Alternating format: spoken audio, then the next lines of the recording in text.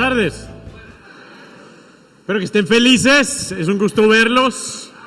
Si nos acompañas por primera vez, siéntete en familia. En verdad nuestro anhelo es que tú te puedas acercar a Dios. Estamos en una serie titulada Hechos. La razón que se llama Hechos la serie es porque estamos enfocándonos en el libro de los Hechos de los Apóstoles. También la razón que se llama Hechos es porque creemos que el cristianismo no es cosa de palabras, no es cosa de emociones, sino en verdad se demuestra en hechos. Para muchos de nosotros crecimos en un cristianismo que era mitología, que era filosofía, pero que no se aplicaba. Nuestra convicción es que la palabra de Dios nos dice que sí debe ser demostrado en hechos nuestra fe. Amén. Si puedes ir abriendo tu Biblia en el libro de Hechos, el capítulo 2.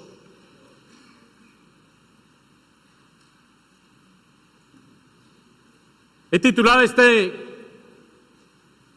sermón, Tu Día. Hay días muy marcados en tu vida, ¿sí o no? Tu cumpleaños es tu día, ¿no? Los que estamos casados, el día del aniversario es tu día. José dice, sí, yo trato de no olvidarme ese día porque después me ven ellos. Para mí es muy fácil, porque el 10 de mayo, Día de las Madres en Latinoamérica, ¿no? 10 de mayo nos casamos nosotros. 10 de mayo nació nuestra hija mayor. Entonces, si yo meto la pata el 10 de mayo, no vuelvo. Ese día, ese sí, es tu día. De la misma forma, tú piensas hoy en día, ¿cuál es la fecha? 16 de octubre de 2016. ¿Por qué se llama 16 de octubre de 2016? ¿Qué es lo que marca? Marca el nacimiento de Jesús. Todo nuestro mundo occidental marca su fecha en ese día. Ese es un día que el mundo, crea o no en Jesús, está siendo afectado por la realidad de que Jesús vivió, nació, murió, resucitó y ascendió. Al nacer Jesús, mira, espera a ver, se prendió una llama, ¿no? La idea del cristianismo no era que se quedara en esa llama. Un día murió, resucitó y ascendió. ¿Se acabó ahí? No, en verdad la idea del cristianismo es que esa llama comenzara en una llama, pero se avivara y se expandiera por todo el mundo. La segunda ilustración que les iba a traer era una fogata. En el retiro de hombres tenemos una fogata. Y a todos los hombres, mira, hacemos lo que sea todo el fin de semana, pero al llegar a la fogata quedan transformados los hombres. Yo sé que muchas mujeres dicen, vayan para allá porque eso les hace bien. Dicen, yo no sé qué ocurre en la fogata, pero quedan transformados. Y es la verdad, ahí ves corazones mucho más tiernos, mucho más vulnerables, se ve un nivel de sinceridad impresionante. Yo voy a cambiar los servicios a que vamos a tener 52 fogatas al año y no sermones, y punto. Pero no he conseguido que la ciudad de Arlington me permita hacerlo aquí. Y nos costó tanto el edificio que tampoco me han permitido en la junta directiva armar mi fogata aquí. Entonces, como no me permitieron armar la fogata, les voy a dar un video breve que muestra el contraste entre una llama y una fogata, para que puedas captar la idea del cristianismo. No era una velita y ahí se acabó. La idea era que esto se expandiera y que naciera un fuego en ti, un fuego en mí, que sea contagioso por todo el mundo. Veamos el video y después continuamos. May you honor the way that God created you. May you have a profound sense of respect for the fact that you are a deeply spiritual and mysterious being, and that love is ultimately a profoundly spiritual thing. May you realize that the three flames are meant to burn together. And may you discover the big flame.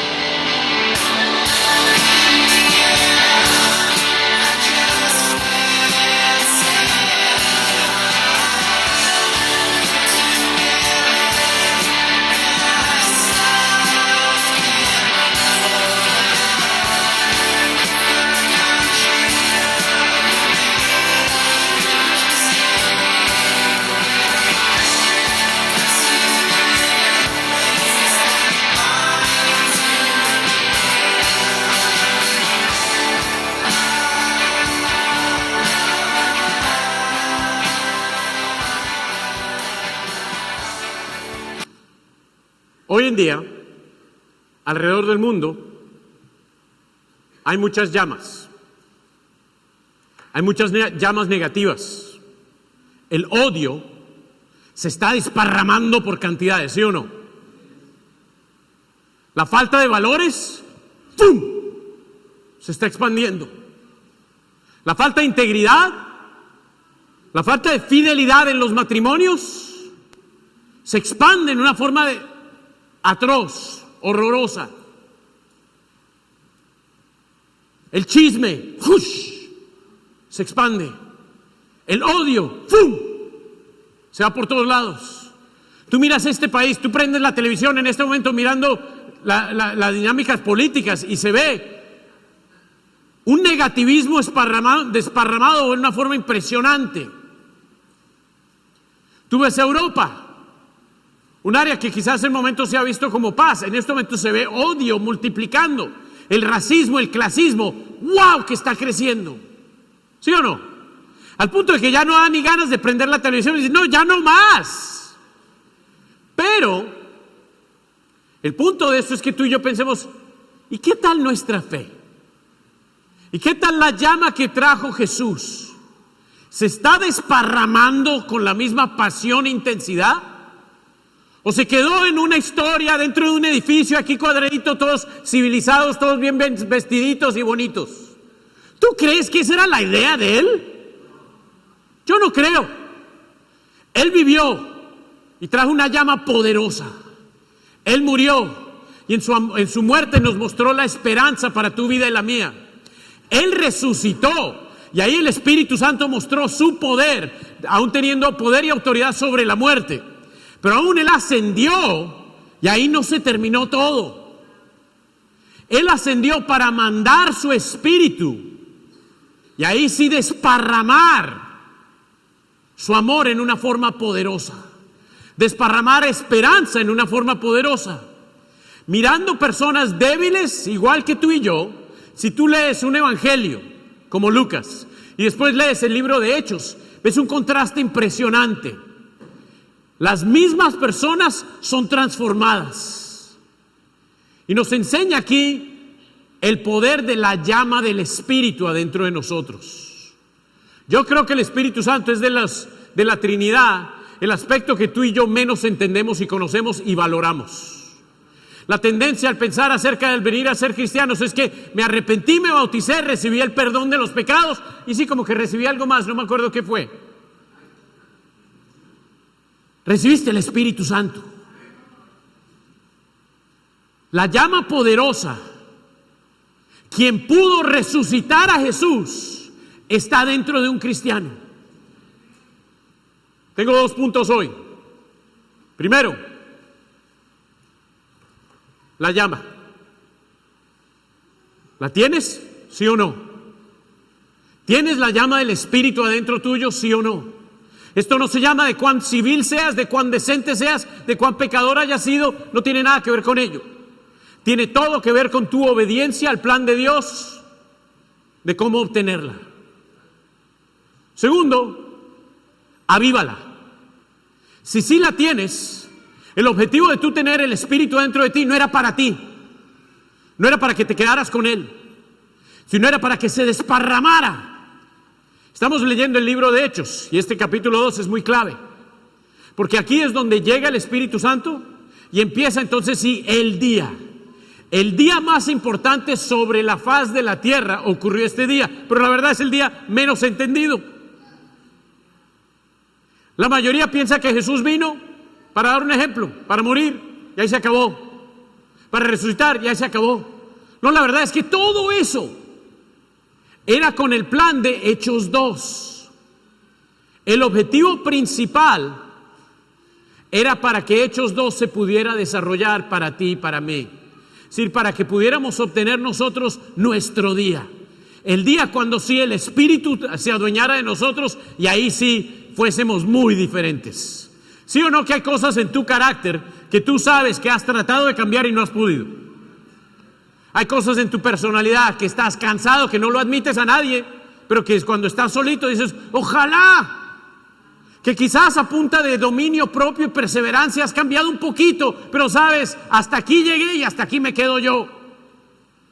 El punto de todo ello es para que tú entiendas cuánto tú necesitas el poder de Dios. Y con su poder, ahí sí va a ser tu día. Hoy vamos a leer bastante Biblia, solo un capítulo, Hechos 2. Porque más que predicar acerca de ello, ella misma se habla. Y la verdad que me he dado cuenta es que muchos de nosotros no entendemos qué ocurrió aquí. ¿Y quién mejor que explicarlo que ella misma? Amén. Entonces vamos a Hechos capítulo 2, versículo 1. ¿Qué ha ocurrido hasta este momento? Jesús ha muerto, resucitado, ascendido. Y dice, quédense en Jerusalén. Y en Jerusalén va a ocurrir algo clave. Él ha cumplido ya profecías diciendo, esto va a comenzar en Jerusalén. Va a ocurrir en los últimos días, es decir, después de la muerte y resurrección de Jesús, lo que quedan son los últimos días. Al principio de la creación fue el enfoque en Dios, el Padre. Al establecerse el pueblo de Israel, el enfoque fue en Jesús, la llegada de Jesús. Al Jesús ya morir y resucitar, lo que queda es el poder del Espíritu, la tercera fase de la Trinidad. Jesús le dice a Pedro, te doy las llaves del reino de los cielos, en Mateo 18, 16. Y en Hechos 1 Jesús dice, quédense aquí porque van a ser bautizados con el Espíritu Santo. Aquí en Hechos 2 ocurren muchas cosas por primera vez. Es la primera vez que se predica de la muerte y resurrección de Jesús. Es la primera vez que comienza en verdad el plan de salvación por medio de Cristo. Ocurren los primeros 3,000 bautismos. Comienza el reino de Dios, el reino del Espíritu. Y es el principio de la iglesia. No te preocupes por apuntar esto. No se trata de escuela, se trata de que lo apliques. Vamos a Hechos 2, capítulo 1. Dice, cuando llegó el día de Pentecostés, que era un día en el cual los judíos venían a Jerusalén para celebrar la fiesta, que era el recuerdo de que durante Moisés habían recibido... Eran 50 días después de haber salido de Egipto y cuando recibieron en el monte de Sinaí la palabra. Venía gente de todo el mundo aquí a Jerusalén a celebrarlo. Llegó el día de Pentecostés, estaban todos juntos en el mismo lugar. De repente vino del cielo un ruido como el de una violenta ráfaga de viento y llenó toda la casa donde estaban reunidos. ¿De dónde vino? De arriba.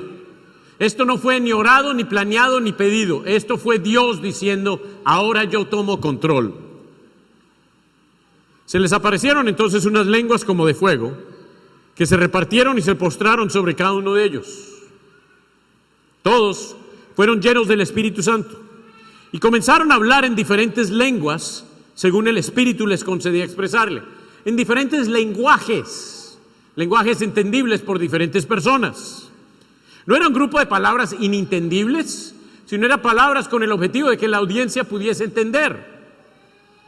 Dice, estaban de visita en Jerusalén judíos piadosos procedentes de todas las naciones de la tierra.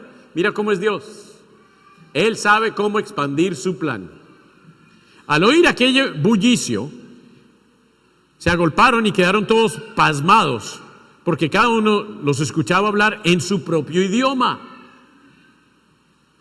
Desconcertados y maravillados decían, ¿no son galileos todos estos que están hablando?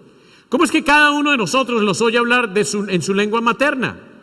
Partos, medos, elamitas, habitantes de Mesopotamia, de Judea, de Capadocia, de Pontio y de Asia, de Frigia, de Panfilia, de Egipto, de las regiones de Libia, cercanas de Cirene, visitantes llegados de Roma, judíos y prosélitos, cretenses y árabes, todos por igual los oímos proclamar en nuestras propias lenguas las maravillas de Dios. ¡Wow! ¿Te imaginas? Yo estoy hablando, pero tú lo entiendes en tu lenguaje materno. Hoy en día, pues sí lo estás oyendo en tu lenguaje materno, ¿no? Pero ¿te imaginas tú venir de otro idioma y oírlo en ese lenguaje? A la vez por las mismas grupo de personas. ¿Lo podrías explicar por ciencia, por lógica? No. Es inexplicable, pero ¿de dónde viene este plan? De Dios. De un Dios todopoderoso que tiene un plan desde hace miles de años. que tenía planeado que iban a venir gente de diferentes partes de Israel allí. Me está ganando. De diferentes partes, con el anhelo de que aquí comenzara más que una llama, con el objetivo de que aquí 3,000 personas se bautizaran, con el objetivo de que aquí ellos pudiesen aprender en su propio idioma, no para que eventualmente se quedaran ahí, sino para que ahí se pudiesen derramar por todas partes del mundo. Y eso es importantísimo para nosotros captar de qué se trata el cristianismo. Se trata de para mí, para mí, para mí, para mí, para mí. ¿Tú crees? Pero yo creo que muchos pensamos que de eso se trata. Me hicieron el edificio para mí. Me armaron la sillita para mí. Me pusieron mi canción favorita para mí. De eso no se trata. El objetivo es, si Él quiere poner su espíritu dentro de ti para otra causa. Sí, para transformarte a ti, pero para demostrar el poder de Él en ti, no para tu beneficio solo. Versículo 14. Entonces Pedro, con los 11, se puso de pie. Y sabemos que Pedro le han dado antes las llaves del reino de los cielos. Entonces, esta es la primera vez que él predica después de que Jesús resucita. Compatriotas y judíos y todos ustedes que están en Jerusalén, déjenme explicarles lo que sucede. Presten atención a lo que les voy a decir. Estos no están borrachos como suponen ustedes. Apenas son las 9 de la mañana. En realidad lo que pasa es lo que anunció el profeta Joel, es decir, esto se ha profetizado. Sucederá que en los últimos días, dice Dios, derramaré mi espíritu sobre todo género humano. Últimos días en que ya se ha cumplido la muerte y resurrección de Jesús. Lo único que queda desde este momento hasta el final son los últimos días. La próxima vez que venga Jesús se acabó la fiesta, ahí ya no hay más, no hay otra tercera opción.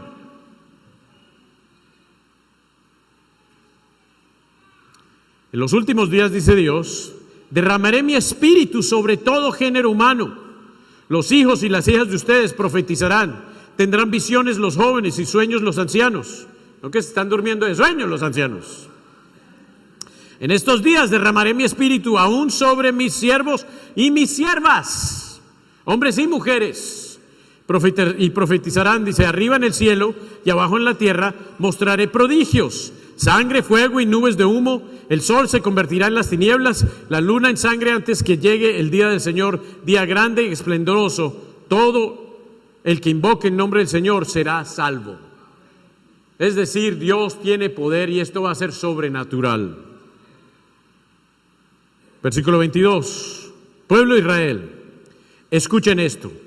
Jesús de Nazaret fue un hombre acreditado por Dios ante ustedes con milagros, señales y prodigios, los cuales realizó Dios entre ustedes por medio de él, como bien lo saben. Es decir, Jesús fue mucho más que solo un maestro bueno. Es de evaluar muchísimo lo que Dios ha hecho en la vida de Jesús, simplemente llamarlo un buen profeta, con buenas lecciones. En la vida de Jesús hubo milagros.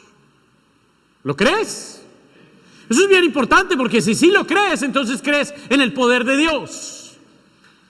Pero hay muchos que lo achican a simplemente un buen maestro, con buenas filosofías, y ahí se quedó todo. Pero aquí dice que Dios lo acreditó, fue a punta de los milagros, señales y prodigios. Este fue entregado según el determinado propósito y el previo conocimiento de Dios. Es decir, la muerte de Jesús no fue que, ¡ay, Dios se equivocó! No, esto venía planeado desde antes. Y por medio de gente malvada, ustedes lo mataron, ópale, clavándolo en la cruz. Sin embargo, Dios lo resucitó, liberándolo de las angustias de la muerte, porque era imposible que la muerte lo mantuviera bajo su dominio. Primera vez aquí que se confronta al ser humano con la responsabilidad de ¿qué? De la muerte de Jesús. Y no es que los que estaban ahí precisamente habían sido responsables de matarlo, porque quienes lo mataron fueron romanos, ¿no? Pero le está diciendo aquí a todos nosotros, somos responsables de esa verdad. Pero no queda en malas noticias de solo la responsabilidad de la muerte, sino en buenas noticias de que Dios lo resucitó, amén, liberándolo de la angustia de la muerte. Si puede resucitarlo a él de la muerte, puede resucitarte a ti de las cosas que tanto nos controlan. Versículo 25. En efecto, David le dijo de él, importante que sea David, porque David era un rey que respetaban mucho los judíos. Y David no solo rey, aquí está presentando que David era un profeta, hablando del futuro de lo que iba a ocurrir. Veía yo al Señor siempre delante de mí, porque Él está a mi derecha, para que no caiga. Por eso mi corazón se alegra y canta con gozo mi lengua. Mi cuerpo también vivirá en esperanza. No dejarás que mi vida termine en el sepulcro, ni permitirás que tu santo sufra corrupción. Me has dado a conocer los caminos de la vida y me llenarás de alegría en tu presencia. ¿Qué está diciendo ahí? Profetizando que Jesús iba a resucitar. Hermanos, permítanme hablarles con franqueza acerca del patriarca David, que murió y fue sepultado, y cuyo sepulcro está entre nosotros hasta el día de hoy. Era profeta y sabía que Dios le había prometido bajo juramento poner en el trono a uno de sus descendientes. Fue así como previo a lo que iba a suceder, refiriéndose a la resurrección del Mesías, afirmó que Dios no dejaría que su vida terminara en el sepulcro, ni que su fin fuera la corrupción. A este Jesús Dios lo resucitó, y de ello todos nosotros somos testigos. Exaltado por el poder de Dios y habiendo recibido del Padre el Espíritu Santo prometido, ha derramado esto que ustedes ahora ven y oyen. Es decir, ¿qué ha ocurrido? Jesús cumplió el lugar de ser el descendiente de David que toma el trono, toma el reinado. ¿El reinado dónde? No solo aquí en la tierra, el reinado en el cielo. Y a él subir al cielo y tomar el reinado, tiene la autoridad entonces decir, ok, Espíritu, estuviste conmigo durante mi vida en el ministerio, ahora ve. Y lo que está ocurriendo ahí es la llegada del Espíritu, la esperanza de que el ser humano va a poder ahora tener este Espíritu. Dice versículo 35, David no subió al cielo y sin embargo declaró, dijo el Señor a mi Señor, siéntate a mi derecha hasta que ponga a tus enemigos por estrado de tus pies. Versículo 36. Por lo tanto, sépalo bien todo Israel, todo Boston, que a este Jesús a quien ustedes crucificaron, Dios lo ha hecho Señor y Mesías. Ese es el mensaje al cual tú y yo tenemos que responder. Un día tú te vas a enfrentar a Dios. Un día tu llama se va a apagar. Ese día vas a tener que rendir cuentas. ¿Cuentas de qué? Cuentas de tu vida. ¿Cuentas de qué más? Cuentas de la responsabilidad de por tu vida ser responsable de la muerte de su hijo mayor. Llegarás ante el juez, dice Isaías 59, que es como llegar como con manos manchadas de sangre. ¿A quién mataste?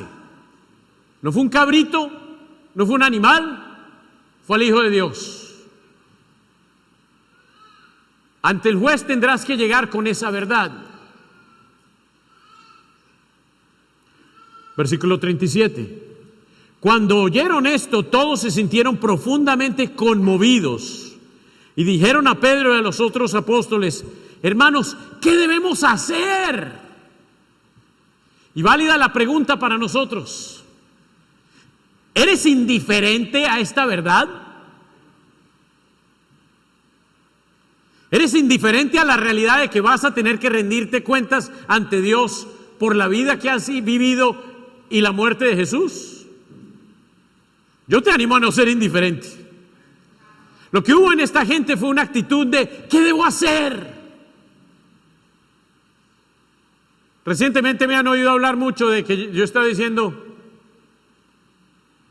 necesito ayuda, quiero ayuda, ¿me puedes ayudar? ¿Qué están diciendo estas personas?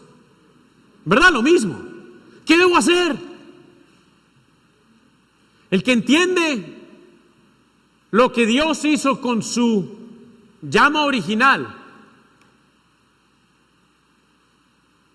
en este momento tiene un espíritu de ¿qué debo hacer? No puede ser que esa vida pase en mi vida desapercibida, que esa muerte pase en mi vida desapercibida. Entonces, si nunca has en verdad respuesto a esto, presta atención, esto es clave. Primera vez en la faz de la tierra aquí que se responde. ¿Cómo responder a la muerte de Jesús? Le estamos preguntando a los originales hace 2000 años. ¿Qué hicieron? ¿Cómo respondieron? Versículo 38. ¿Qué debemos hacer? Arrepiéntanse y bautícese cada uno de ustedes en el nombre de Jesucristo. ¿Para qué?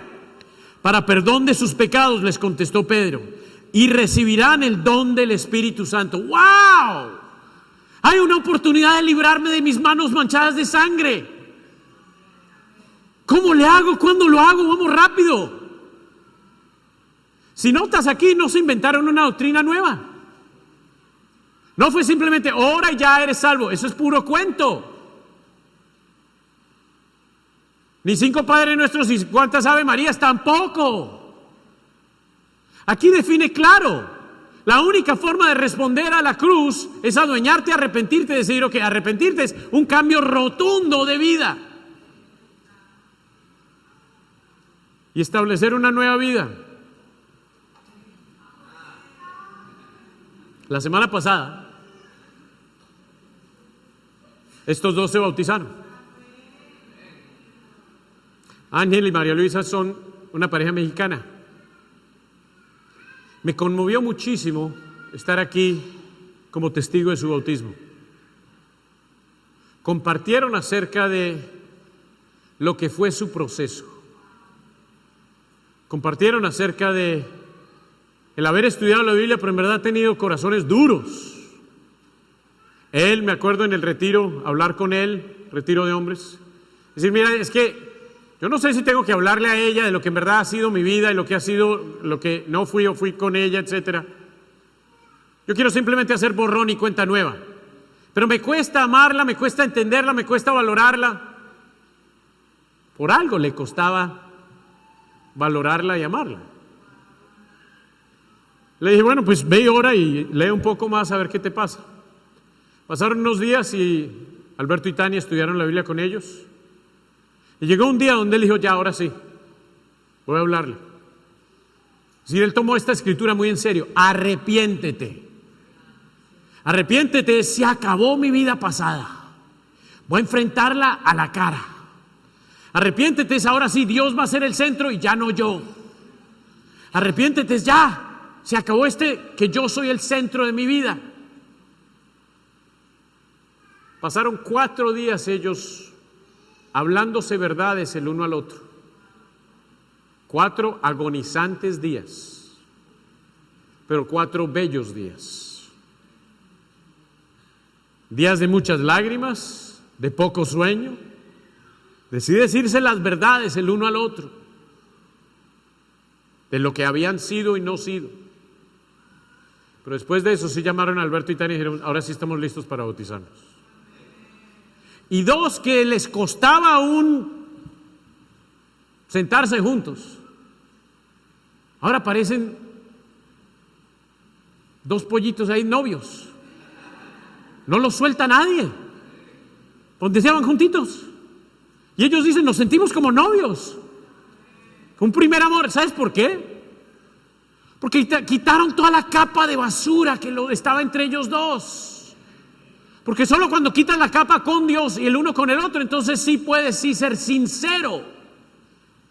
El amor no se puede expandir en forma falsa. Tiene que tratarse a profundo. Y si tú hoy en día, tú sabes quién eres, y dices, híjole, me va a tocar a mí decir mis verdades. Mira, ¿qué importa decir las verdades ante alguien aquí y lidiar con ellas? Preferible eso que enfrentarte a Dios con una cara amargada, un palo de corazón y decidido simplemente me voy al infierno porque no enfrenté mi verdad. Ellos 2 recuerdan su día y andan como una ráfaga de fuego compartiéndole a todo el mundo de su Dios. No forzados, no empujados, sino apasionados. ¿Qué tal tú? ¿Has avivado esa llama? Dice versículo 39. En efecto, la promesa, ¿cuál promesa? Promesa de perdón de pecados, promesa de Espíritu Santo. Es para ustedes, para sus hijos y para todos los extranjeros, sean chapines, guanacos, colombianos, mexicanos, de donde sean. Es decir, para todos aquellos a quien el Señor nuestro Dios quiere llamar. Y con muchas otras razones los exhortaba insistentemente: sálvense de esta generación perversa. Así pues, los que recibieron su mensaje fueron bautizados. Y aquel día se unieron a la iglesia unas 3,000 personas. ¿Qué pasó con la llamita? Se expandió. Y eso era solo el comienzo. Hace 33 años yo tuve el gozo de volverme discípulo aquí en Boston. En ese entonces la iglesia en Boston eran sin mucho 800 personas. Teníamos el sueño de ir a todas las naciones y de ir a evangelizar gente de todo el mundo. De aquí han salido más de 60 iglesias. Hoy en día están 130,000 personas alabando a Dios en diferentes continentes. Porque esa llama no se quedó.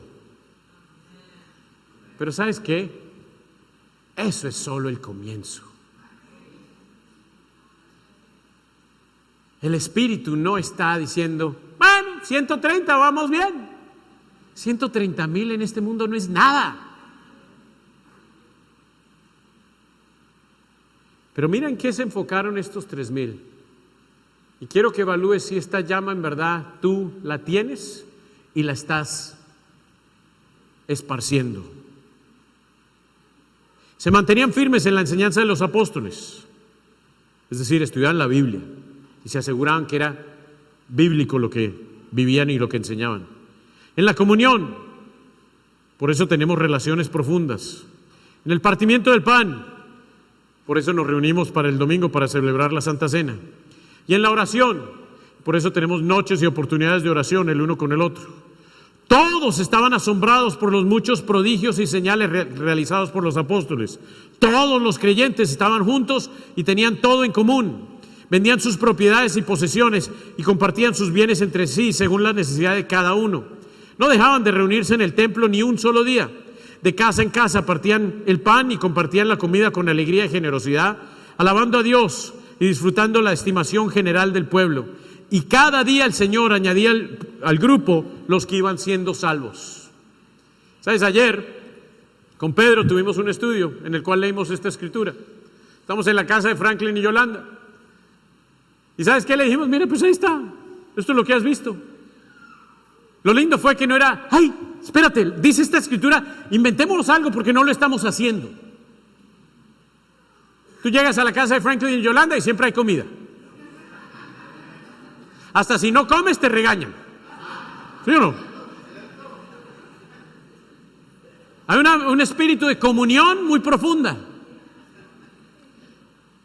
Con Pedro antes del estudio salimos al bordecito a orar. Es decir, a la playa, pero eso no era playa, yo no sé qué era eso. Es decir, qué lindo que... Y ahí estaban llegando hombres, unos llegando de trabajo, otros llegando temprano para poder participar en el estudio, con la convicción de que esto se vive, esto no solo se cuenta. Y yo creo que muy pronto Pedro y su familia llegarán a ser discípulos. Y ahí la llama se va a contagiar más. Pero ¿qué tal tú? ¿Se te ha apagado la llama? ¿O la estás desparramando? En verdad, si miras Hechos 2 y te parece un cuento como que, oye, eso es rarísimo, ¿cómo es eso? ¿Que esa es la iglesia? No, esa es la iglesia. La iglesia no se define en un domingo y un miércoles. Y si ese es tu cristianismo, ojo, porque se te está yendo, o yo no sé si tuviste la llama. La iglesia se define día a día, se vive día a día. Y los que la viven día a día sienten el fuego del Espíritu. Pero si no, se va apagando y se va apagando y se va apagando, porque este mundo fácilmente le echa agua al fuego. Y este mundo desesperadamente necesita que esta llama se avive y se demuestre. Que las noticias no describan nuestro mundo, sino que nuestras noticias, las buenas noticias, sean lo que se esparrame. ¿Qué tal el día que prendamos la televisión y en Boston salgan las actividades de la Iglesia de Cristo en Hope, en la forma de que somos benevolentes alrededor del mundo? Las familias que están volviendo a Cristo y se están ordenando sus vidas. Los hijos que están creciendo diciendo, aprecio lo que mis padres me han enseñado. ¿Qué tal si esa fuera la noticia? Ahora dice que compartían con los necesitados. Y te quiero recordar que estamos en época de ofrenda de misiones. Europa está muy necesitada. Si tomamos toda esta congregación y nos vamos a cualquier ciudad de Europa fuera de Kiev, seríamos la congregación más grande en ese país. Este grupito. Con un país. ¿Tú crees que no hay necesidad? Hay mucha necesidad. Pero requiere de nosotros, si no has participado en la ofrenda especial, yo te animo a que decidas, antes de fin de año yo quiero dar mi ofrenda. Y decir, yo quiero amar a mis hermanos. Amar no solo a mis hermanos, sino a la gente que necesita la esperanza de lo que nosotros tenemos. Pero traigámoslo más cerca, a tu vecindario. ¿Saben cómo llegó Pedro a estudiar la Biblia conmigo? Porque Yolanda, con oxígeno y todo, y su tanque de oxígeno,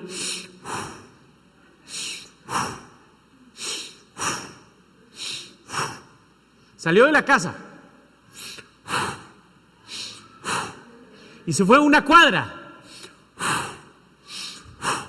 a tocar la puerta, a conocer los papás de unos niños que le habían caído muy bien. Mira, avivar el fuego, eso es fuego. Yo no sé cuál excusa tengas tú, pero está muy difícil decirle que no a una señora que venga aquí con un tanque de oxígeno diciendo, está bien, yo voy a tu charla bíblica, ¿qué es eso? Se la pusieron difícil a don Pedro. Pero hey, muchos no tenemos oxígeno. No tenemos oxígeno de gratis. Pero tenemos que ser aquellos que agarran nuestra llama y la desparramamos como Dios merece. Tenemos la verdad y eso no nos debe enorgullecer, nos debe humillar. Ahí está en Hechos 2. Esa es la doctrina de salvación nuestra. Ayudemos a que muchos más lleguen a ella. Oren conmigo. Padre, gracias. Gracias por tu increíble misericordia. Gracias por tu perfecto plan. Gracias por mandarnos a tu Hijo. Gracias que en Él encontramos el cómo sí reconciliarnos contigo. Pero también te agradecemos tanto, Señor, por tu Espíritu. Te pedimos perdón, Espíritu, por no darte a ti el crédito del lugar que tú mereces. Te pedimos que tú te adueñes de la iglesia en una forma propia. Ayúdanos a no darte un nombre equivocado, un maltrato, representarte en forma equívoca, a punta de emociones y maltrato, sino sí con reverencia y creyendo en tu poder, creyendo en que tú sí tienes dominio propio, tienes amor y tienes poder. Ayúdanos a reflejarlo en cómo enseñamos a otros cómo llegar a ti y te agradecemos por este tiempo. Está con aquellos que están estudiando la Biblia, llévalos a ti. Está con nosotros como discípulos, ayúdanos a avivar el fuego de tu Espíritu alrededor de nuestras vidas.